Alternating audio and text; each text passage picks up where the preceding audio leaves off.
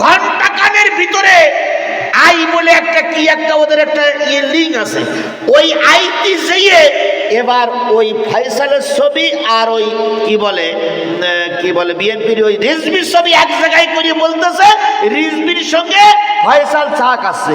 এইবার তারেক জিয়ার সঙ্গে এক জায়গায় করে বলতেছে ফয়সাল তারেক জিয়ার সঙ্গে চা খাচ্ছে।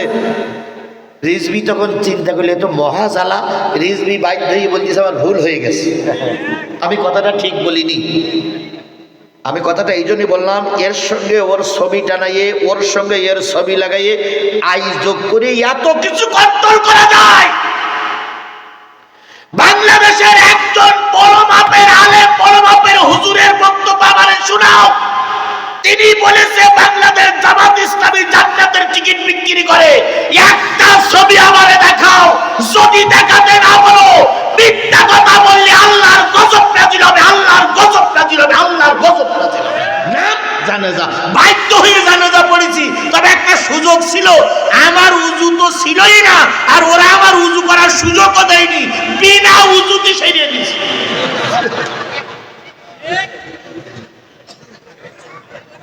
তাহলে বোঝা গেল আলেমদের গালাগালি দিলি জানাজা যদিও হয় কি ছাড়া, এই জোরে বলেন কি ছাড়া, আরো জোরে বলেন কি ছাড়া, শিক্ষা নিও।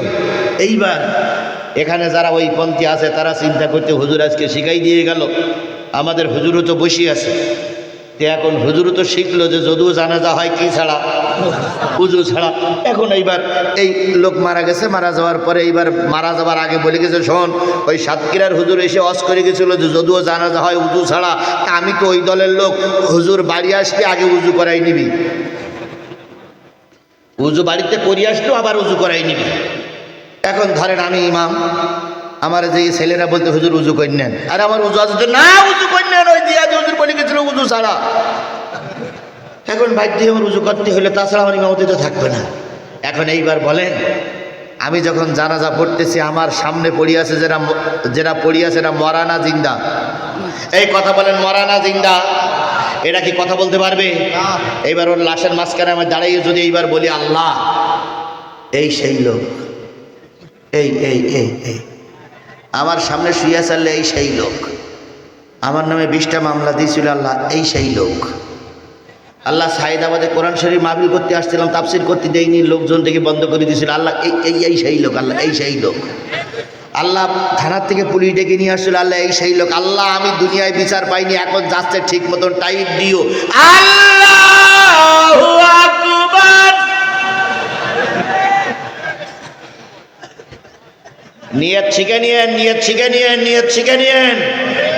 এখন বলেন আমি যদি এই নিয়ত করি পিছনে যেগুলো আছে এগুলো কেউ ঠিক পাবে? যদি ঠিক পায় কোনটি পাবে? যারা সামনে শুয়ে আছে ওই যে ওরা মদদান, ওরা মৃত না জীবিত?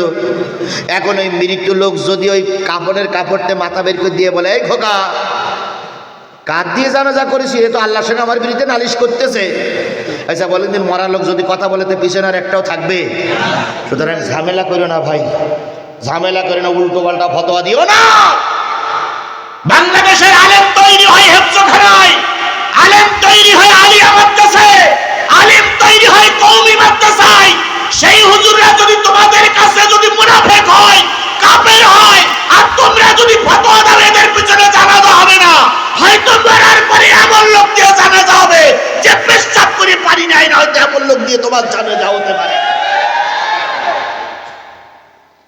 আল্লাহ আমাদের বোঝা তৌফিক দিক, কোরআনের পক্ষে থাকা তৌফিক দিক। খালি মুসলমানদের সঙ্গে যারা সম্পর্ক রাখে না, মুসলমানদেরকে যারা ভালো বলে না, তাদের পরে আল্লাহর কি এই দোষটা কি জামাত ইসলামের ভিতরে আছে? এই দোষটা কি আমাদের চরমনের ভিতরে আছে? এই দোষটা কি হেফাজতের ভিতরে আছে?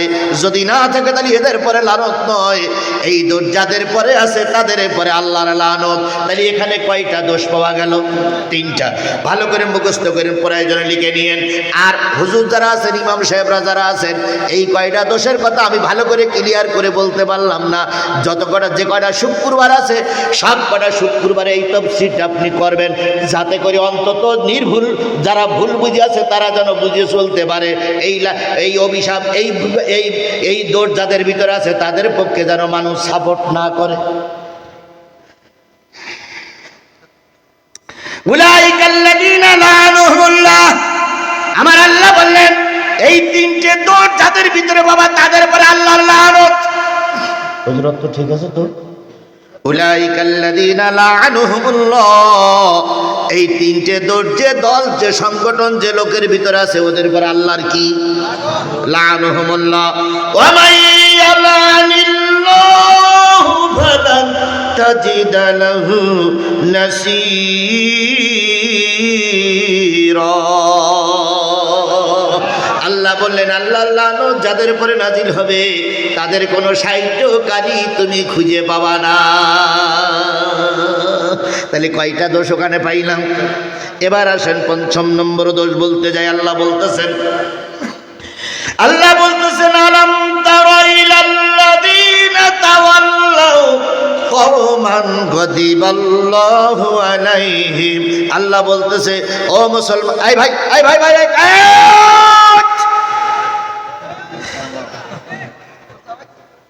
ভাই 12টা পর্যন্ত কথা বলবো, 11:30 বাজে, আর 20টা মিনিট সময় দেওয়া যাবে না?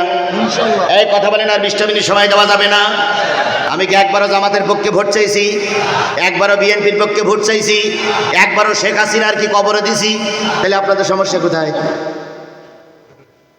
কোথায় সমস্যা? চরমনাই হুজুররা আমাদের ভাই, একথা আমি একবারও অস্বীকার করেছি? আমরা অস্বীকার করব না, জীবনে অস্বীকার করব না। তবে আমার মনে কষ্ট লাগলো, যদি একসঙ্গে থাকতাম কত না সুন্দর হতো। উহুদের যুদ্ধে আল্লাহ রসুল মার খেয়েছিলেন, মাঝখানে 300 লোক নিয়ে এক মৌলবী চলে গেছিলেন। এই কারণে আল্লাহ শিক্ষা দিয়েছিলেন, কিন্তু আল্লাহ পাক বুঝাই দিলেন যে মৌলবীরা যদি মৌলবীদের পক্ষে না থাকো তাহলে তোমাদের আর এক ভাই রক্তাক্ত হবে, তোমাকে আরাম দেখতে হবে। আজকে যদি ইসলাম প্রতিষ্ঠিত না হয় তার জন্য একদল হুজুররাই দায়ী, হুজুররাই দায়ী, হুজুররাই দায়ী। এই সমাজে 54 বছর পরে যদি আল্লাহর কোরআন প্রতিষ্ঠা না হয় এর জন্য সিরাজুল মাওলানা দায়ী, এর জন্য বড় হুজুর দায়ী, এর জন্য মসজিদের ইমাম দায়ী। কারণ ইমামরা একজোট হতে পারছে না, তাই আল্লাহর দুনিয়ায় আল্লাহর কোরআন প্রতিষ্ঠা হচ্ছে না। কি সুন্দর একটা পরিবেশ গঠন করা হয়েছিল। আমার প্রধানমন্ত্রিত্ব দিতে হবে, আমার রাষ্ট্রপতি বানাইতে হবে। আদৌ এই দল ক্ষমতায় জাতি পারবে কিনা, তার আগে রাষ্ট্রপতি, তার আগে প্রধানমন্ত্রী। ওরে আমার ঠেলারে, দেখা যাক এবার আল্লাহ ওনাদের কয়টা আসন দেয়।